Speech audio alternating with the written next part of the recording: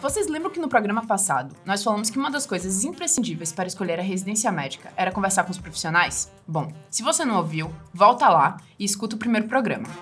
Neste podcast nós vamos falar sobre pediatria. O pediatra é um médico? Ou a médica. Boa. O pediatra ou a pediatra é aquele com formação dirigida para os cuidados da criança e do adolescente, prestando assistência médica nos seus diversos aspectos, tanto preventivos quanto curativos. Neste programa, nós vamos falar sobre a residência de pediatria, a carreira, rotina, mercado de trabalho e etc. Eu sou Vinícius Casimiro. Eu sou a Vitória Greve. E esse é o Sanarcast. Já ouviram isso? Que na medicina e no amor, Nijamé Nituju? Você não pode falar de reflexo pupilar, rapaz. Nem sempre, nem nunca. Credo, anemia. Vamos pedir anulação de prova, é isso aí. E o agente etiológico é a Borrelia burgdorferi. Parou. Eu não sei falar esse nome. Se você virar R1 de cirurgia, dou uma dica. Guarda essa. Engorda uns 10 quilos agora, porque no próximo ano você vai perder tudo. E papa a prova. Pau na moleira.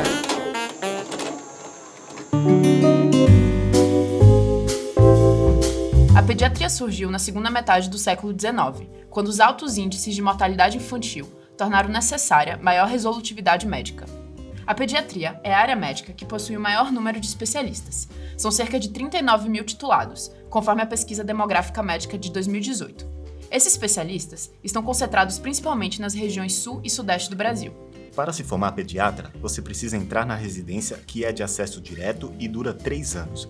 Para falar sobre essa carreira, nós chamamos Vinícius Cogo de Stefani. Ele é pediatra hemodinamicista de cardiopatias congênitas. Fala, nossa, você faz pediatria? É, eu faço pediatria. Nossa, você cuida daqueles bebês que nem falam? É, eu cuido dos bebês que nem falam. Conversamos também com a pediatra pneumologista Natália da Costa Souza. Cirurgia é tão chata que cirurgia cobra estadiamento tumoral. Injusto, né? Injusto. Por que cobra estadiamento tumoral na prova, né? Não sei, pediatria não cobra. A pediatria, os meus professores contam isso, que na década de 70 ela era feita basicamente por homens. Ela era diferente do que é hoje, que é feita por mulher. Não sei se tem isso. Geral, né? É isso que eu falo. Não sei se tem uma revolução na própria medicina como um todo. A gente cortou o Vini para trazer algumas informações em números. A pediatria é a segunda especialidade com mais mulheres, ficando atrás só de dermatologia. São cerca de 75% de pediatras mulheres. Essa feminização da pediatria se deve ao aumento das mulheres na medicina. Desde 2009, elas têm sido maioria a entrar nas faculdades e universidades. Mas era uma profissão que era muito mais masculina. Mas independente de ser masculina ou não, ela era uma profissão que cuidava de criança doente, ou seja, de indivíduos de uma determinada faixa etária que estavam doentes. Na década de 90, como a profissão acabou, a gente não entende porquê, mas acabou sendo, pessoas deixaram de fazer pediatria e foi o boom de especialidades cirúrgicas como cirurgia geral, cirurgia vascular, urologia, neurocirurgia, plástica. Todo mundo, as pessoas muito boas foram para essas especialidades cirúrgicas porque ganhavam muito mais. E a pediatria acabou sendo deixada de lado e sendo feita por profissionais não menos capacitados, mas que queriam ter uma menos manipulação prática e queria ter uma relação um pouco mais pessoal com os pais. E viu-se na década de 90, nos inícios dos anos 2000, que a pediatria acabou sendo deixada de lado. E muita gente que fazia pediatria acabou sendo considerada, entre aspas, ruim fazer pediatria, entendeu? Mas teve um movimento de mudança no início dos anos 2000, onde a pediatria voltou a estar em voga, as pessoas queriam fazer pediatria, porque houve esse entendimento. Primeiro, os valores dos plantões, o valor do consultório, o valor das consultas melhoraram bastante, a pediatria se equiparou às outras especialidades, e muita gente boa voltou a querer fazer pediatria. Essa entrada de gente intelectualmente boa para poder fazer pediatria levanta de novo a especialidade, não como uma especialidade da mãezinha, do bebezinho, do bonitinho, do coitadinho. Não, de uma criança que precisa ser cuidada com ética, com conhecimento, com austeridade, ou seja, uma criança que precisa ser vista em toda a integralidade dela, porque senão ela vai morrer. E alguém vai ficar sem uma criança, alguém que só, por exemplo, tinha essa só criança para poder criar e vai arrombar a vida de uma pessoa. Ou seja, ela volta a ser uma especialidade forte, vanguardista, onde as coisas se movem primeiro para depois atingir a clínica médica, para depois atingir a cirurgia. A pediatria sempre teve essa pegada vanguardista na década de 70. Ela que ditava a moda. E ela teve essa fase nebulosa na década de 80, 90, no início dos anos 2000, e depois voltou a ser forte no início dos anos 2000 e nessa década que a gente está, entendeu? Alguma coisa aconteceu? Ou nada? Não, o que aconteceu foi que o valor das coisas na pediatria foi equiparado ao valor das coisas na clínica médica. Ou seja, as pessoas puderam voltar a fazer pediatria e mesmo assim conseguir se sustentar na vida. E aí, essa divisão, como ela passou a ser atrativa financeiramente, tanto igual às outras especialidades, as pessoas puderam escolher por paixão e não simplesmente porque vou escolher a especialidade cirúrgica porque ganha mais, vou escolher pediátrica porque ganha menos. Não, posso escolher, então vou fazer o que eu quero. Muita gente boa, muita gente inteligente veio para a pediatria e mudou essa característica da pediatria. No mundo isso foi, entendeu? E aí tem outra característica da pediatria que talvez esteja mudando, que você chegou a falar, que é esse valor mais preventivo do que de cuidados. Sim. Isso também é um movimento recente? A gente tem a noção que, não só na pediatria, mas acho que na medicina como um todo, é melhor prevenir do que sair tratando todo mundo. Primeiro, pela parte financeira, gasta-se muito menos. Segundo, porque previne-se muito mais a morte, né? O dano ao indivíduo. E olhando o ser humano como um todo, a pediatria é a que mais tem o poder de poder prevenir e mais tem o poder de tanto economizar financeiramente no futuro da vida da pessoa e diminuir a quantidade de doença, de percepção de doença que essa pessoa tem no futuro. É na pediatria onde você vê o maior número de impacto. Porque uma criança que você consegue reduzir o consumo de açúcar, ela com certeza não vai ser um adulto obeso, ela com certeza não vai ter doença cardiovascular, ela vai usar menos remédio, vai usar menos o sistema, vai onerar menos e vai viver muito mais. Então ela produz mais para o sistema, ela é uma pessoa mais feliz, ela consegue ser uma pessoa onde ela consegue influenciar os pares dela, porque tem esse cunho social e de influência que a pediatria consegue fazer nas outras crianças. Então é uma geração inteira que você muda com essa forma preventiva. Nath, por que você escolheu fazer pediatria? Bom, eu escolhi pediatria, na verdade assim, é toda a história de que eu gostava de clínica médica, né? Eu queria uma área clínica, eu não queria uma área cirúrgica, eu não queria área com procedimentos obrigatoriamente, então otorrino, oftalmo, essas coisas tudo ficou para lá. Então eu queria uma clínica médica, então aí eu pensei, eu quero adulto ou eu quero criança, né? E na minha família tem vários clínicos médicos de adulto. Eu tenho alguns pediatras, mas eles são mais distantes, os mais próximos é tudo clínico de adulto, né? E aí o que eu vi, na verdade, quando eu passei no meu internato, então o internato foi definidor para mim, dessa escolha. Quando eu passei no internato, que eu tive o contato com as doenças dos adultos e os adultos internados e os adultos no ambulatório, eu tive contato com as crianças internadas e as crianças no ambulatório, e para mim foi mais impactante cuidar das crianças e conversar com elas e lidar com elas e até lidar com os pais do que lidar com os adultos internados e seus familiares, filhos, enfim. Mas há uns 5 anos, a residente de pediatria era de 2 anos. Fala um pouquinho sobre essa mudança. Essa mudança de 2 para 3 anos, ela aconteceu, na verdade, um dos primeiros lugares que aconteceu, eu não lembro se ele foi isolado ou se foi com outras faculdades, mas o primeiro lugar que mudou foi o foi o HC, foi a USP. A USP mudou no meu ano seguinte, então o meu ano foi o último ano de 2 anos, o ano seguinte já era 3 anos.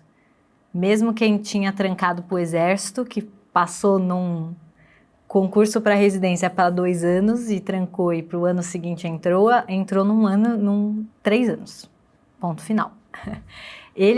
Foi a primeira faculdade que mudou e depois as outras vieram em sequência, então demorou mais uns 2 anos, 2, 3 anos para todas as outras virem em sequência depois, agora já está tudo 3 anos.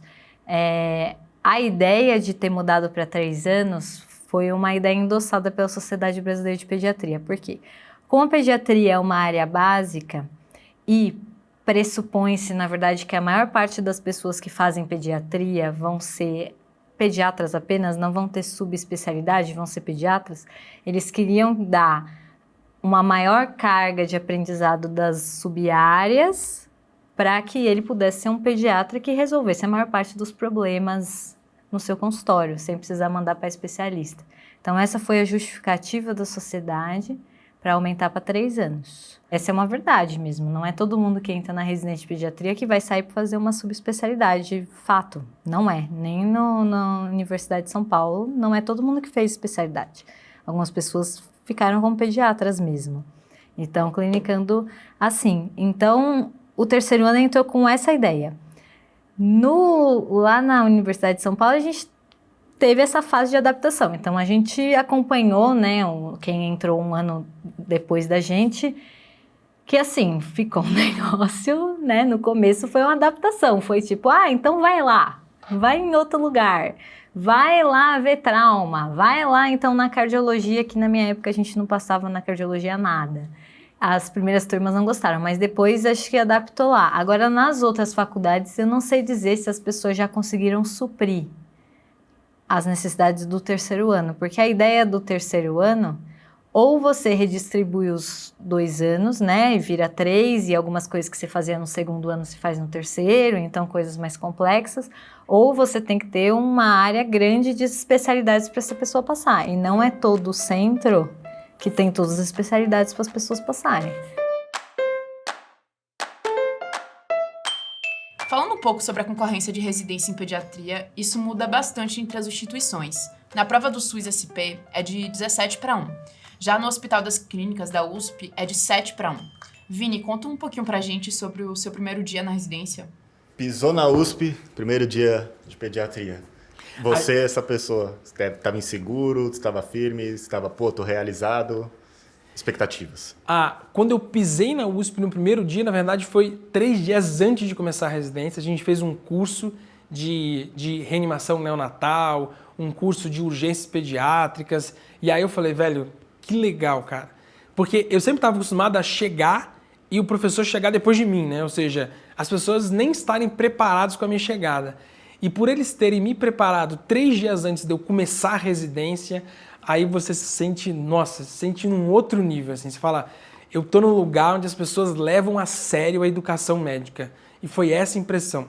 Foi o melhor, foi um sentimento assim, eu tinha um pouco de receio, de medo, eu estava em São Paulo, era novo, estava morando num flat, entendeu? E aí, será que eu vou conseguir pagar meu flat? Será que eu não vou conseguir? Será que vai ser esse trânsito todo dia? Quando a gente começa a fazer residência na USP, você começa a fazer residência não em Pinheiros, mas lá no hospital universitário que fica no Butantã. E é longe, normalmente, de Pinheiros, onde todo mundo mora. E aí tem algumas coisas que você tem esse sentimento. Mas você vê que você está num lugar diferenciado e foi muito legal. Eu estava muito animado com tudo que ia acontecer. Eu lembro que meu primeiro rodízio foi no pronto-socorro, ou seja, foi um caos, né? E você vê que as pessoas cuidavam de você, que não dependia de você fazer o serviço, que o serviço rodava sem você e que você estava lá para botar a mão na massa. Era menos teoria e muita prática. Então acho que o primeiro dia deu aquele frio na barriga, mas poder botar o jaleco do HC faz toda a diferença na minha formação profissional, entendeu? Fala um pouquinho mais então da rotina de residência de pediatria especificamente, assim. A rotina do residente da pediatria, ela é dividida tanto em rotinas ambulatoriais, onde você atende com horário marcado mesmo, onde você aprende a fazer uma consulta pediátrica, a orientar a mãe, a orientar a criança. E também você tem rotinas que são desde enfermaria, tanto na enfermaria de pediatria, que são os bebês, né, as crianças maiores, quanto da neonatologia, que é a parte que todo mundo curte, porque são os recém-nascidos, entendeu? Tem muita coisa. Só que a gente não pode esquecer também do pronto-socorro. E o HC é muito legal, que tem um pronto-socorro de baixa complexidade, de média complexidade, e o pronto-socorro de altíssima complexidade. O melhor pronto-socorro da América Latina, público onde você atende todo tipo de doença que você nem imagina que tem e você aprende muito. Eu acho que a residência de pediatria no HC, ela te dá uma carteirinha de entrada em vários outros locais. Eu acho que a residência é a época mais transformadora do estudante médico. Não é a faculdade, é na residência onde você deixa de ser um ferro e se transforma numa escultura, entendeu? É óbvio, é ali. É onde você sofre mais, onde acaba doendo na pele, porque você está sob uma carga de horário mais alta, você está sobre a responsabilidade mais alta, você tem os seus pacientes, entendeu? Onde você tem que dar conta de estudar, onde você começa a se sedimentar com os seus pares, onde as pessoas vão lembrar de você, o que você faz na residência fica marcado por toda a vida, se você estudava, se você não estudava, se você trabalhava, se você era empático ou antipático, isso vai ficar marcado pro resto da vida, entendeu? É onde você se mostra para a sociedade médica como um todo. E é nessa parte que a jornada transformadora mais acontece. E você tá sozinho nisso é muito ruim. E o tutor vem para te falar, olha, fica calmo, eu já passei por isso, eu sei o que você está sofrendo e é assim que vai acontecer na sua vida, entendeu? Tem esses caminhos, ninguém vai te julgar se, por exemplo, você quiser desistir agora e trocar de especialidade. É comum o ser humano ter dúvidas e querer trocar as coisas, mas se você quer continuar mesmo, eu posso te ajudar desse jeito. Eu acho que a gente fala muito aqui na Saná, às vezes assim, esse hack, né? Esse macete, esse bizu, é muito importante que o tutor te dê isso, porque ele passou por isso. E quem passou por isso consegue olhar para trás e ver quais os percalços que estão acontecendo. Uma história muito interessante dessa tutoria foi a doutora Sandra. Eu lembro que ela me ensinou isso. A doutora Sandra tem umas coisas na pediatria que são muito interessantes. Assim, uma coisa que você aprende na teoria e outra coisa que você é questionado na prática. Por exemplo, muita mãe vem te perguntar falando o seguinte, por que meu filho não come? Por exemplo, né? A teoria diz o seguinte, porque uma criança de 2 até 5 anos diminuem a fome e param de comer mesmo. Uma criança, os pais estão acostumados a ver uma criança comendo loucamente até os 2 anos de idade, depois ele para, isso é constitucional. Mas é muito difícil ensinar isso para a criança, para a mãe, perdão. É muito difícil ensinar isso para ela não entende isso. E a doutora Sandra me ensinou uma coisa, o seguinte, ela falou assim, Vinícius, toda vez que uma mãe vier te perguntar isso, seja um grande ouvido para ela. Na verdade, ela não quer muito que você responda para ela. Ela quer te falar que o filho dela não come. E ela quer ouvir de você que isso é normal e que a culpa não é dela. Eu aprendi a tirar a culpabilidade que as pessoas têm. Eu acho que a doutora Sandra me ensinou com um autor americano que é o Brazelton, a parte não é social, mas é a parte humana do atendimento pediátrico. Eu acho que a doutora Sandra me ensinou o seguinte, sempre fale para a mãe, sempre expresse para a mãe que você está sem julgamento dela. As pessoas têm muito medo de ser julgadas e quando você vira para essa mãe e fala, olha, seu filho não come, eu entendo isso e não é culpa sua, tá bom? Todas as crianças nessa idade não comem e seu filho também daqui a pouco vai voltar a comer muito bem. Isso tira um peso de culpa que as pessoas não conseguem verbalizar. O que a mãe queria falar é o seguinte, poxa, doutor, o que eu estou fazendo errado que esse menino não come? Será que eu sou ruim mãe? Será que eu sou uma péssima mãe? Será que eu não entendo de criança? Será que todo mundo sabe fazer super bem o filho comer menos eu? Na verdade é isso que ela quer falar com você. E ser técnico nessa hora não ajuda nada. Não ajuda nada. Falar que o GLP-1 inibe a secreção de serotonina no cérebro, não está nem aí para você com isso. Ela quer que você seja empático com ela. E a empatia foi a doutora Sandra. Isso é tão forte na minha vida que eu levo isso para as minhas filhas. Eu leio livros do Brazelton até hoje em como criar uma bebê recém-nascida, em como lidar com a enurese noturna, em como tratar a minha filha que só chupa dedo, entendeu? E tentar entender o que está enraizado nisso. E ver mesmo eu que, às vezes eu fico falando com a minha esposa, assim, pô, Luana, o que a gente está errando que a nossa filha às vezes chupa dedo, entendeu? Eu tô querendo que ela me fale, velho, não é culpa nossa, entendeu? Não é culpa nossa, não é culpa nossa, entendeu? Existe uma tentativa da gente um ficar falando com o outro e ser ouvido. E a doutora Sandra me ensinou isso. Esse é o principal macete que eu levei da residência, da minha tutoria, pro resto da vida, entendeu? Fala sobre as disciplinas da residência de pediatria, quais eram as principais disciplinas? As principais disciplinas que tem dentro, os principais estágios que tem dentro da residência de pediatria são os estágios onde você vê pronto-socorro, que é uma carga horária grande, ou seja, tem pronto-socorro de média complexidade, que é dentro do hospital universitário, por exemplo, que toda residência tem que ter, onde você atende gripe, resfriado, diarreia, e tem o pronto-socorro de alta complexidade, onde, por exemplo, no HC a gente acabava atendendo umas doenças raras, fibrose cística complicada, paciente com imunodeficiência, cardiopatia congênita. Eu peguei, na verdade, uma residência que tinha só 2 anos. As residências atuais de pediatria, quase a maioria, tem 3 anos, ou seja, tem muito mais coisa. E a gente consegue perceber que foi acrescentada uma carga horária de estágio de ambulatório, que é algo que eu tive menos na minha residência, que era muito mais emergencista e neonatológica do que as atuais gerações estão tendo. Ou seja, são inúmeros ambulatórios, ambulatório de gastro, ambulatório de cardio, ambulatório de pneu, ambulatório de endócrino, de adolescência, que é o de ebietria, ambulatório de psicologia, ambulatório de psiquiatria infantil, de toxicologia. Ou seja, a carga ambulatorial ganhou muito mais importância porque foi visto que é necessário o médico pediatra ter essa formação generalista ambulatorial, porque é menos emergência hoje em dia e mais ambulatório da forma preventiva. A gente nunca esquece também que um dos estágios que tem na pediatria é a neonatologia, né? Tem uma carga muito grande, tanto a neonatologia básica, que é o bebê bem, que nasce super bem, que tem alta 2, 3 dias depois, quanto a neonatologia avançada, que o HC é muito bom nisso. Tem o berçário do 10º andar, o B10, que faz muito bem. São os bebês ultra prematuros, os bebês que têm doença e que precisam ser vistos. Qual é a carga horária da residência de pediatria?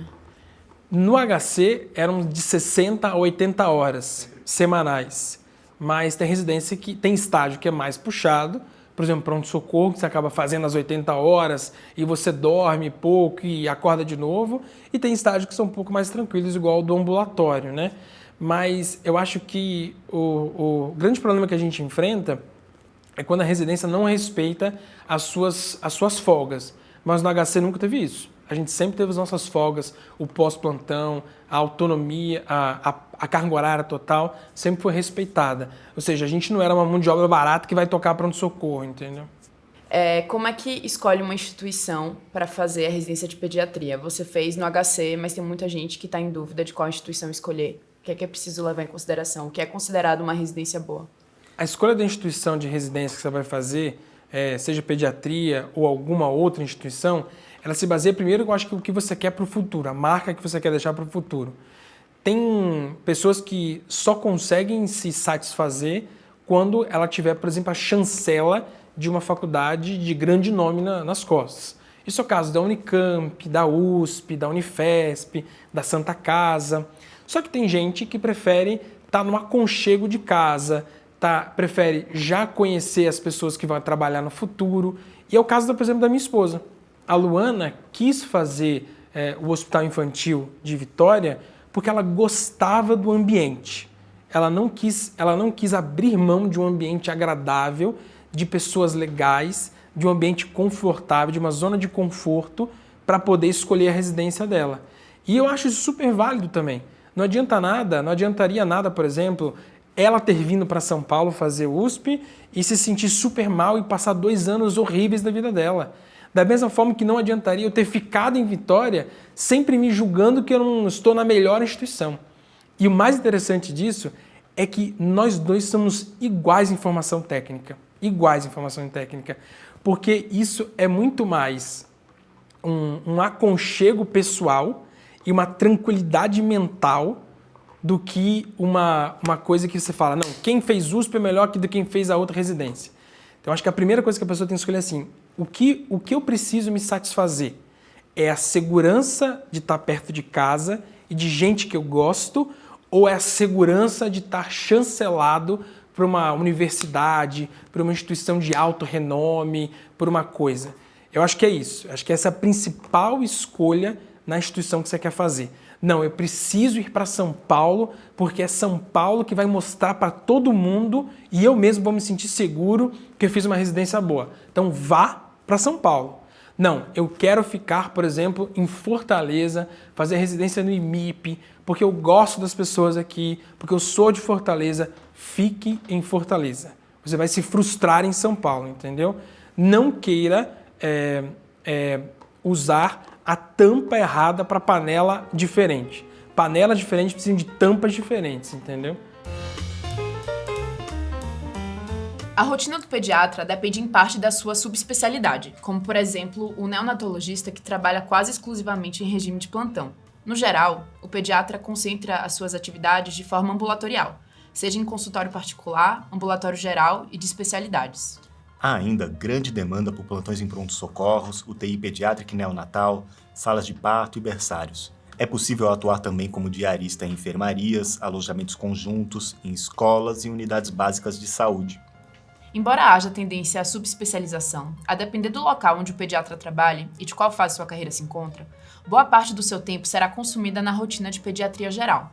Assim, são poucos aqueles que trabalham exclusivamente como subespecialistas. O pediatra pode se especializar em oncologia pediátrica, Cirurgia, cardiologia, endocrinologia, pneumologia, neurologia, gastroenterologia, infectologia, medicina intensiva, nefrologia, nutrologia, UTI pediátrica, neonatologia, pediatria. hematologia e hemoterapia pediátrica.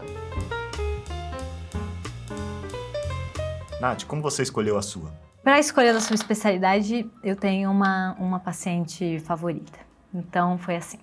Quando eu estava lá no Hospital das Clínicas, né, na USP, a gente é um centro de referência para fibrose cística, que é uma doença crônica do pulmão. É multissistêmica, mas principalmente de acometimento pulmonar. Então, a gente tem muito contato com fibrocístico desde o início da residência. No meu primeiro ano de residência, a enfermaria de maior complexidade do primeiro ano era uma enfermaria lá no Instituto da Criança, que era a enfermaria mais simples do Instituto da Criança, que era onde os residentes de primeiro ano passavam, os R1s passavam, mas que tinha doenças mais graves. Então, tinha fibrose cística, tinha síndromes nefróticas, enfim, tinha doenças um pouco mais graves. Lá nessa enfermaria, eu conheci uma Natália. Essa Natália tinha, deixa eu pensar, em torno de uns 15 anos, mais ou menos uns 15 anos. A Natália tinha fibrose cística. E eu fui fazer a admissão da Natália na enfermaria. Toda vez que entra uma criança nova na enfermaria, a gente tem que colher os dados, entender por que ela internou e vai seguir ela ao longo da internação. E quando eu fui fazer a admissão, a Natália, que tinha 15 anos, era super bem resolvida da sua vida. Ela estava lá sozinha, ela sabia tudo da fibrose cística, ela sabia tudo da vida dela, ela tinha um blog de moda e que falava de fibrose cística, falava dos seus tratamentos e tal, e ela estava lá até sozinha, e por ela tudo bem, mó alto astral, e ela estava internada, e mesmo assim ela estava no maior alto astral da vida dela. Então, essa atitude que os pacientes, não só a Natália, mas todos os pacientes da fibrose cística têm em relação à sua vida e à sua doença, que é uma atitude proativa, né? Não proativa, mas eles assumem realmente o cuidado para si e seguem aí felizes, né? Esperando ver o que vai melhorar. Foi um dos fatores definidores para eu escolher a pneumologia em detrimento das outras especialidades. E você, Vinícius, como foi? A escolha da sub é algo que vai muito mais do que você viu e aí você pensa muito mais tecnicamente agora. Você fala, o que eu quero adicionar ao meu portfólio de pediatra geral? Eu quero entender mais de pneumo. Aí você escolhe, por exemplo, pneumo como a Natália fez. Quero entender de cardio, faz cardio como eu fiz. Quero entender de endócrino, quero entender de ortop, quero entender de reumato, quero entender de adolescente. Você nunca vai deixar de ser pediatra geral, mas você acrescenta mais um pouco de procedimento, mais um pouco de entendimento, mais um pouco de especialidade. As especialidades, tem especialidades que são residências mesmo, ou seja, você faz prova de residência e tudo, você ganha bolsa de residente, e você tem carga horária e duração como residente, e tem outras especialidades que são só subespecialidades, que a gente diz, né? Igual, por exemplo, adolescência não tem residência, agora vai abrir, mas antigamente não tinha, era uma sub, e normalmente tem a duração menor de 1 ano. As mais concorridas são de longe, UTI, muita gente faz UTI pediátrica, muita gente faz neonatologia pediátrica, e essas duas são as de longe mais concorridas. Pneumo, cardio, infecto, são menos concorridas e ficam depois. Mas muita gente vai para neonatologia, para poder trabalhar depois em maternidade, para poder ter um consultório, às vezes, um pouco melhor, porque ele adquire paciente na maternidade, a mãe não tem pediatra, o paciente vira dele, ou faz UTI mesmo, que é que a gente chama, né, de querer acrescentar um pouco mais de adrenalina no dia a dia, entendeu? De poder estar lidando com paciente grave na UTI e ajudando, vendo aquele paciente que está super grave saindo bem, que é uma coisa maneira da pediatria, que a gente não tem isso na clínica médica, porque o nosso paciente ele é muito plástico, ele chega ferrado, você faz isso, aquilo, o moleque sai, bicho, rindo depois. E nada, nenhuma outra especialidade dá isso, como a pediatria dá. Não dá. É diferente do vovô idoso que chega e às vezes não sai. Os nossos saem bombando. Então é muito maneiro você ver um bebê que chegou mal, pré-morte, e tá brincando e rindo pra você. Nada paga isso.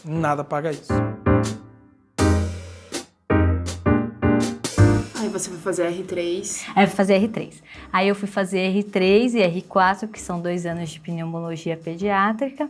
No estudo da criança, né, existe o esquema de você entrar para residência ou você entrar como estagiário. Você faz os mesmos ciclos, a diferença é que o estagiário não ganha a bolsa de residência e nem faz plantão. E o residente, ele ganha a bolsa de residência e ele faz os plantões lá que a gente fazia um plantão no pronto-socorro, como R3, né? Então, eu fui residente, eu não fui estagiária, mas mais ou menos o mesmo ciclo. Até hoje, assim, é igual. Em termos de pneumologia, é a mesma coisa. Então, eu fui residente e lá na pneumo, isso, a gente aprendeu mais a cuidar de fibrose cística, das outras doenças pulmonares.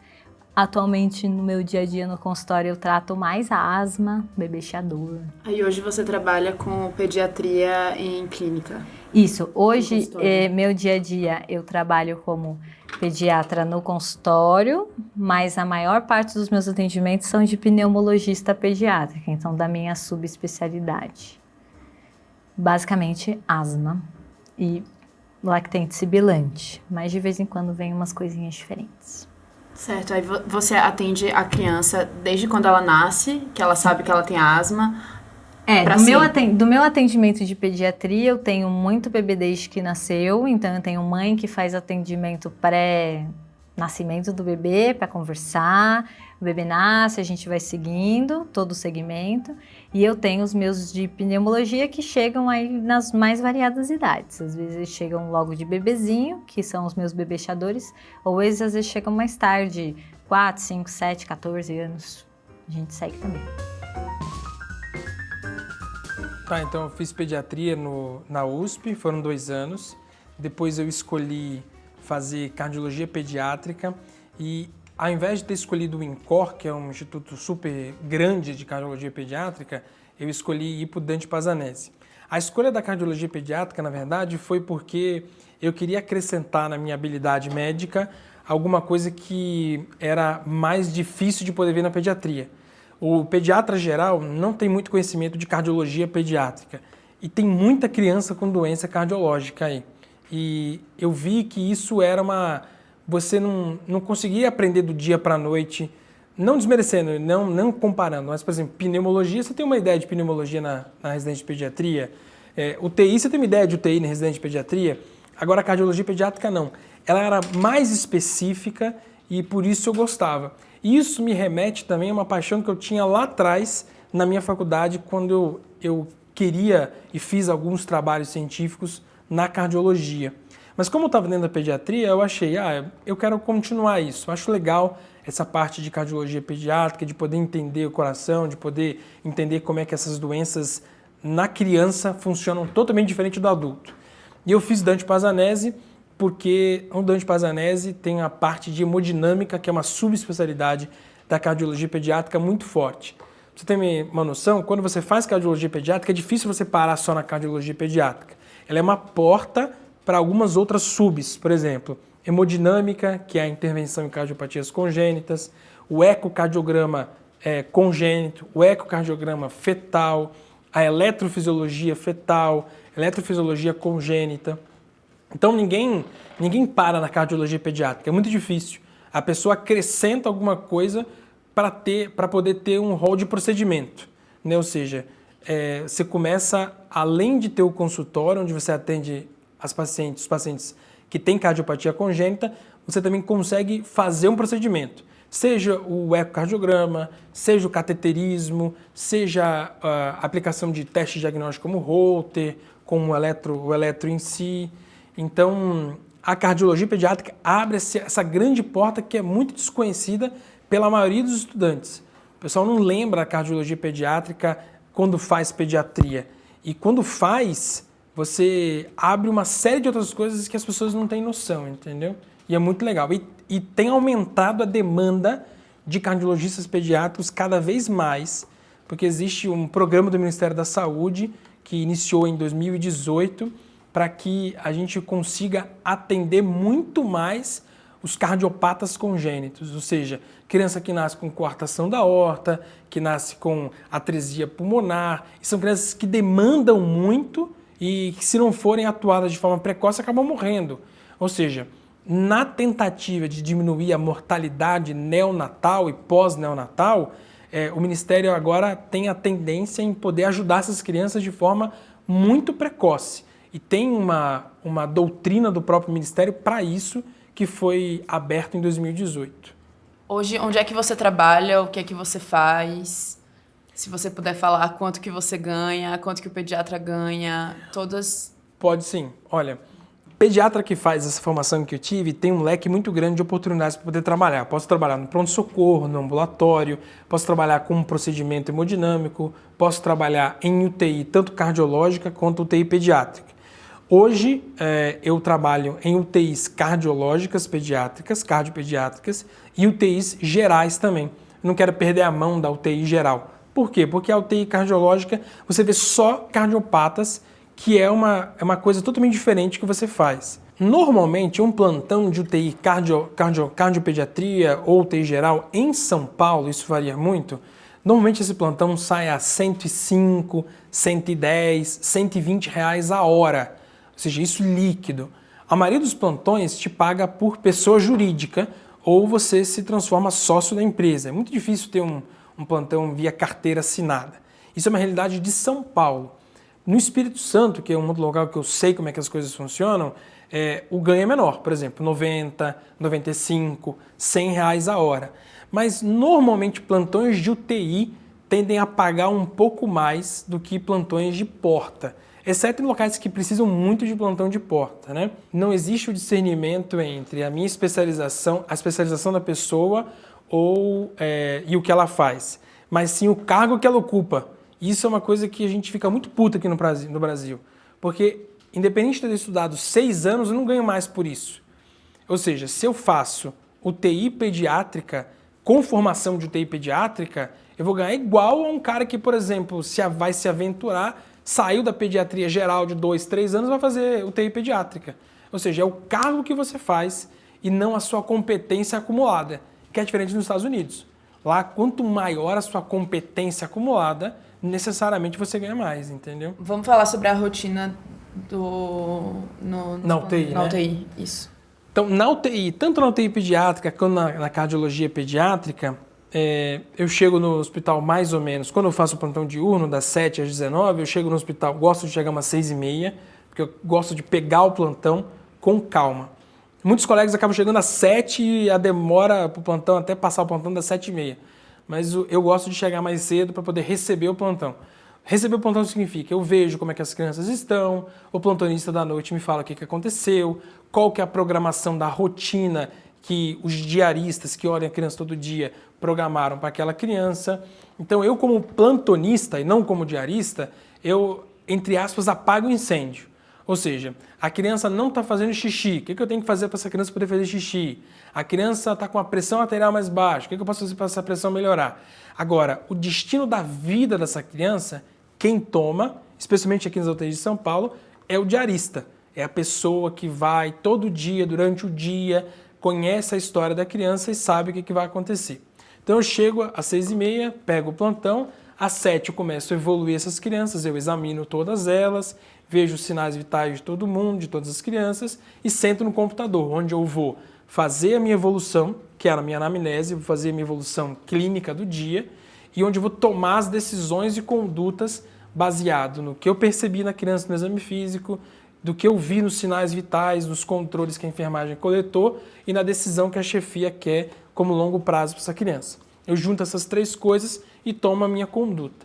Isso me toma mais da metade do dia. E aí depois de almoçar, quando dá tempo, você almoça e você começa a reavaliar todo mundo de novo à tarde. Tem que ver todo mundo de novo, onde você faz o mesmo processo de 6 em 6 horas. Por ser uma UTI, as coisas são muito dinâmicas. E, por exemplo, eu não trabalho em UTI onde eu consigo ver mais do que 5, 6 crianças. Eu, por preferência minha. Mas, normalmente, uma pessoa que trabalha em UTI vê até 10 crianças. Isso é o determinado pela Associação Médica de Intensiva do Brasil, a AMIB.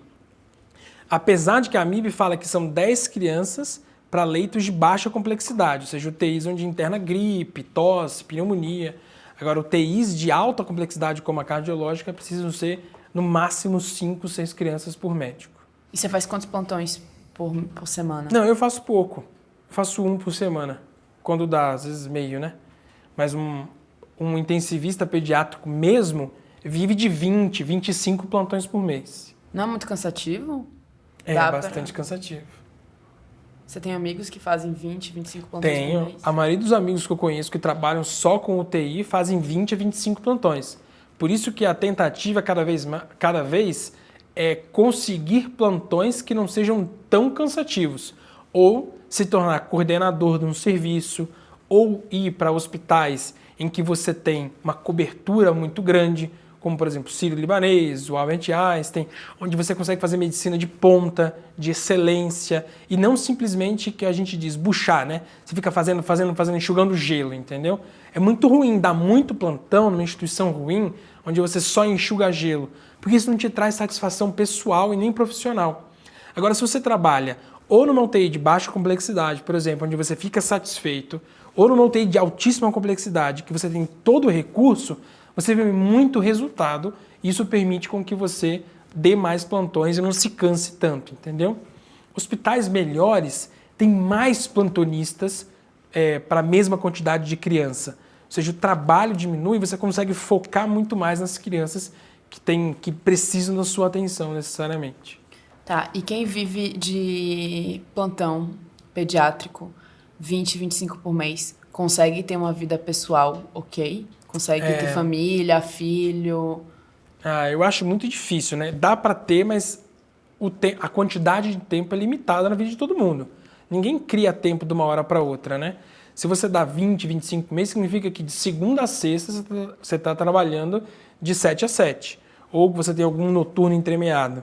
Cabe a essa pessoa poder ter vida pessoal durante o final de semana.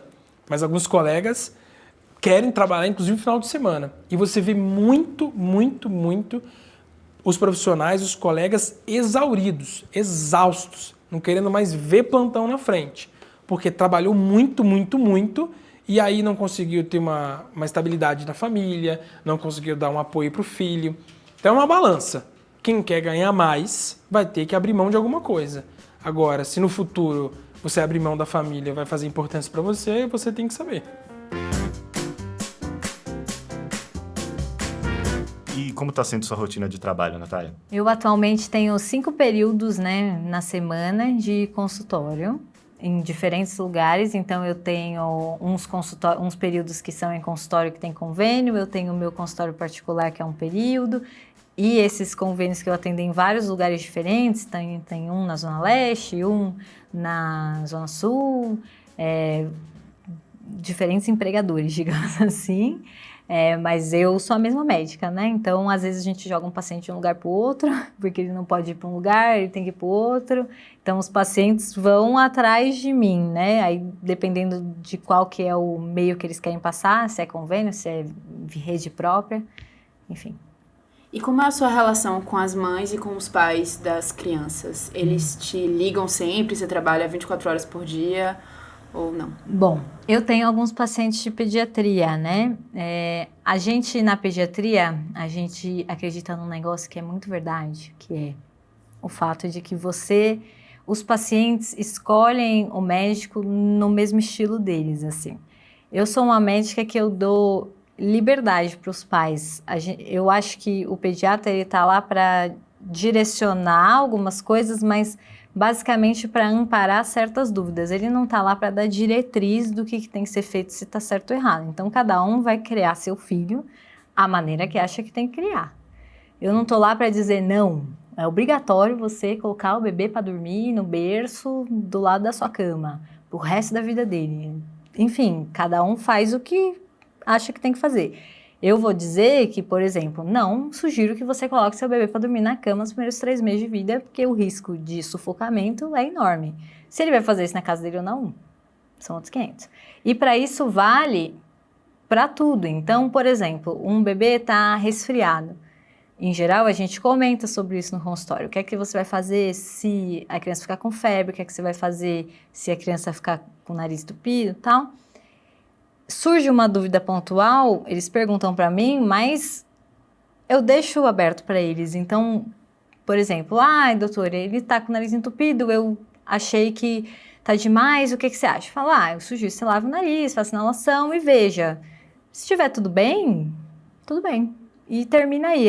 Eu não sou do tipo de pessoa que fica puxando a resposta. Então, assim, a gente conversa, eles têm as dúvidas, mas eu não sou, digamos assim, eu não tenho esse contato com os pais todo dia, o dia inteiro. Eu tenho pais que são bem tranquilos, do jeito que eu sou bem tranquilos com eles. Então, realmente, eu acho isso. Eu não sou muito apegada a ficar mandando mensagem o tempo inteiro para eles, e nem eles são muito apegados em ficar mandando mensagem e me ligando o tempo inteiro. Realmente é só numa necessidade e que a gente resolve o problema, e é isso aí. Mas isso é da sua personalidade ou é da sua formação? É uma característica que um pediatra tem que ter? Olha, eu acho que isso é da minha personalidade. Eu acho que o pediatra, eu acredito que o pediatra ele serve apenas para direcionar o caminho. Realmente isso é fato, e que os pais é que criam a criança. Eu sou totalmente contra de jogar a responsabilidade da criança sobre o pediatra, e o pediatra tem que decidir tudo o que acontece de tudo. Isso não é o que eu acredito, mas eu entendo que existem pediatras que são mais apegados, mais amorosos, que ficam o tempo inteiro interferindo, e os pais também. Tem pai que gosta, tem pai que prefere intervenção, contato direto o tempo inteiro. Eu acho que existe para todos os gostos. E a tua relação com as mães? Você é uma médica mulher, e você acha que as mães se sentem mais próximas de você, assim? Ou... Assim, eu acho que eu sinto um conforto no consultório quando é mulher, quando a mãe vê que é uma mulher, né? Então, já trabalhei em um lugar que não sabia meu nome, né? Então, marcava com um pneu X, aleatório, seja lá quem fosse. E quando chegava e era uma mulher, eu acho que eu sinto tipo, ela vai conseguir me entender, sabe? Acho que eu sinto uma relação como se fosse uma empatia mesmo. Acha que vai entender o que está acontecendo, porque as mães têm demandas que são demandas verdadeiras. Assim, eu acho que todo mundo tem sua demanda real. E ali são 3, né? É a mãe, o pai e a criança, mas são 3 indivíduos. E no começo as coisas ficam meio confusas. Mas aí as mães se sentem mais à vontade de falar contigo Isso. sobre as Aí eu preocupações acho que, dela. exatamente, eu acho que as mulheres, assim, elas às vezes se sentem culpadas, porque para elas aparece como uma culpa, que eu não vou mais ao cabeleireiro, eu não faço mais nada, porque eu só fico atrás da criança. E eu acho que elas sentem que quando tem uma médica mulher, ela vai entender por que eu faço isso e não estou fazendo o que meu marido, enfim, o resto da família está falando que eu tenho que ir para o outro lado.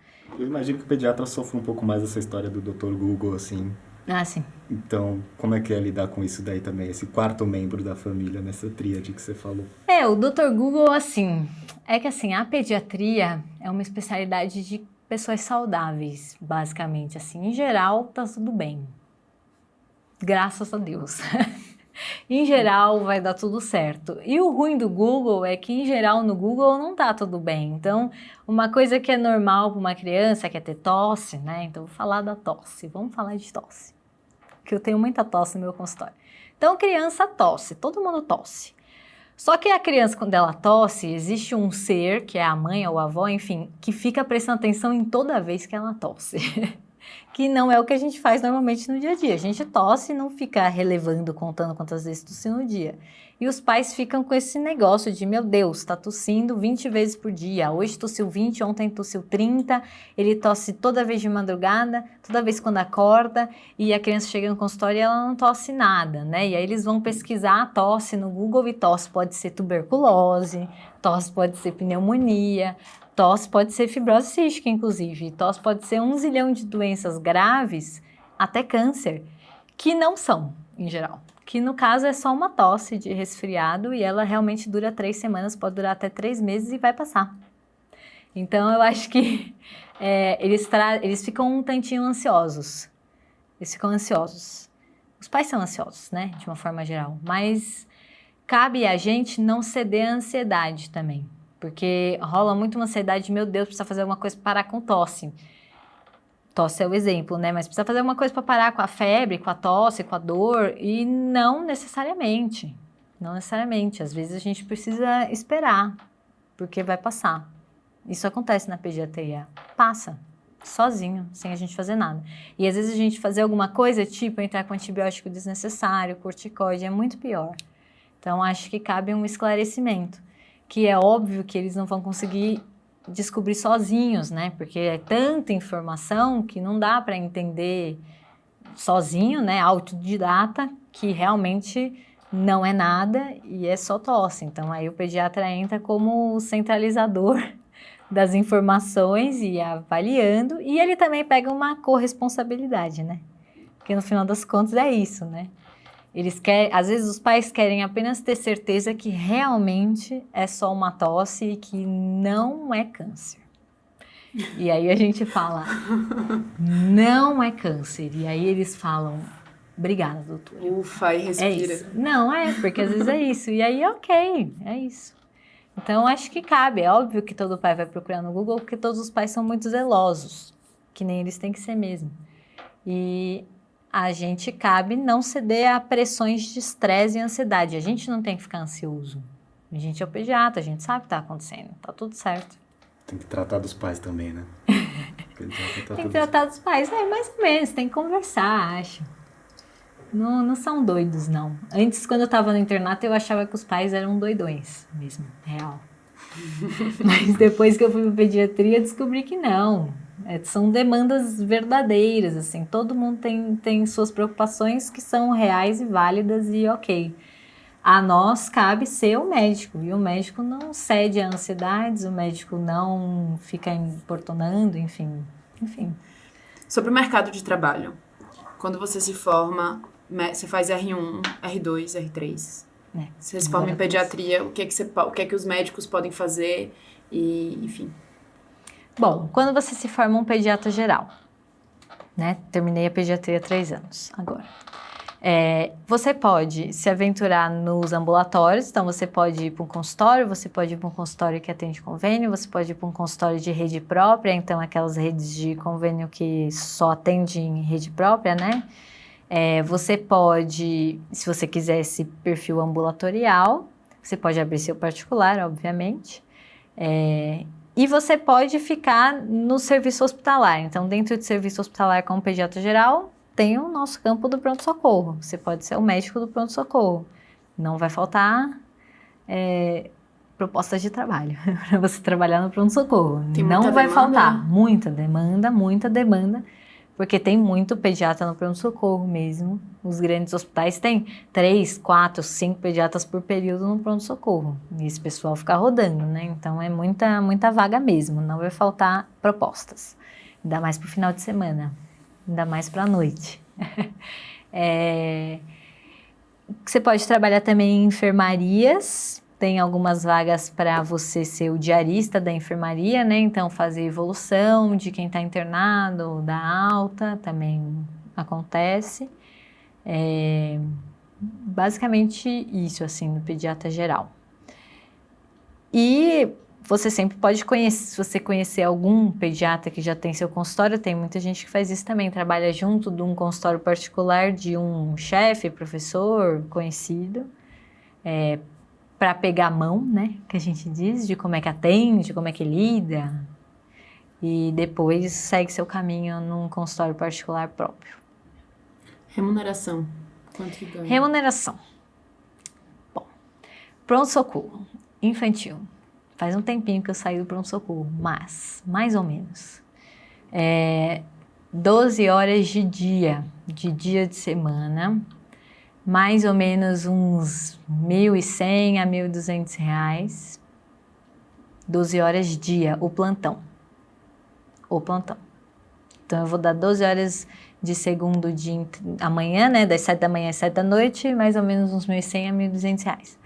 Se for 12 horas noite de dia de semana, de 1.300 a 1.400. De final de semana, mais ou menos esse valor, 12 horas dia, 1.300, 1.400. Noite, 1.500, 1.600. Tá, mas Mais ou sem menos. plantão. Agora... Se for plantão. Tá, agora pediatra de consultório. Consultório, aí depende. Se você for abrir seu particular, depende do quanto você vai cobrar. A maioria das consultas de pediatria, por exemplo, aqui em São Paulo, mais baratas, né, do particular, vão de 200 a 400 reais, mais ou menos a consulta no particular. Se for um médico mais antigo, né, mais conceituado, uma consulta mais cara, uns 800 a R$ 1.000 a consulta. Se for convênio, convênio é engraçado, dá até uma tristeza. Bom, convênio, uma consulta de pediatria, ela deve pagar bruto para você uns 40 a R$ 100 a consulta, mas isso é o bruto, não é o que vai ficar com você. Sempre tem uma porcentagem que vai ficar onde você estiver atendendo, que pode ser de 30% a 50%. Então façam as Por contas. consulta, façam as contas. E quando você falou, tem médicos mais renomados que cobram até de 800 a R$ 1.000, como é que vira um médico mais renomado, um pediatra mais renomado? Nossa. Trabalha muito e cria Sim, eu acho que é trabalhar. O consultório particular, ele depende de tempo e esforço e energia que você coloca nele, assim. Depende um pouquinho do seu perfil também. Então, acho que você tem que criar um perfil, né? Não é todo mundo que tem perfil para trabalhar em consultório. Demanda um pouquinho, as pessoas mandam mensagem e tal, ligam, enfim, tem que responder, tem que estar o tempo todo disponível. E quanto mais disponibilidade você colocar no seu consultório, mais paciente você vai ter. Porque quanto mais disponível é um pediatra, melhor é para os pais. E eu concordo também, óbvio, que você precisa de alguém para te ajudar 24 horas por dia, né? Se você precisar. Então, quanto mais disponibilidade você colocar nisso, melhor e mais vale o preço que eles estão pagando na consulta, na verdade, no final das contas.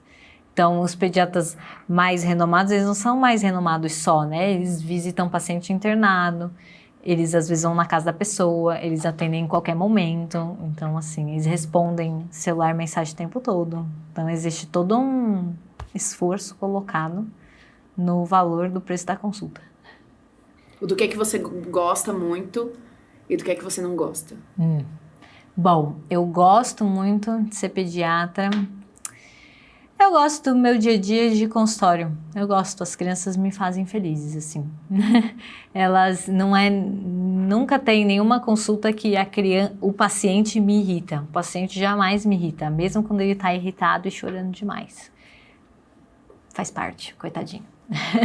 Então, e às vezes as crianças têm as suas tiradas engraçadas, então sempre eu dou risada, porque sempre a criança fala uma coisa muito engraçada no consultório que não tem nada a ver, ou contradiz os pais, ou endossa o que eu tô fazendo, ou quer me examinar, ou fala que vai ser médica, que é demais, né? Então, o dia a dia com criança é muito gostoso. Isso é o que eu mais gosto. O contra de ser pediatra, na verdade, eu acho que é um problema da nossa sociedade, da cultura do pronto-socorro. Então, a gente, como pediatra que vive nessa cultura, né, do pronto-socorro, então qualquer coisa que leva ao pronto-socorro, a gente, pediatra geral, acaba sendo meio desvalorizado, né? Porque se tivesse um pediatra que acompanhasse o tempo todo, não estaria indo no pronto-socorro o tempo inteiro. Do mesmo modo que eu também não gosto de atender uma criança que eu só vejo uma vez na vida e nunca mais, porque isso para mim não adianta nada. A gente não resolve nenhum problema em uma consulta na pediatria. Então, esse é o lado ruim, eu acho. É um problema, assim, da sociedade atual.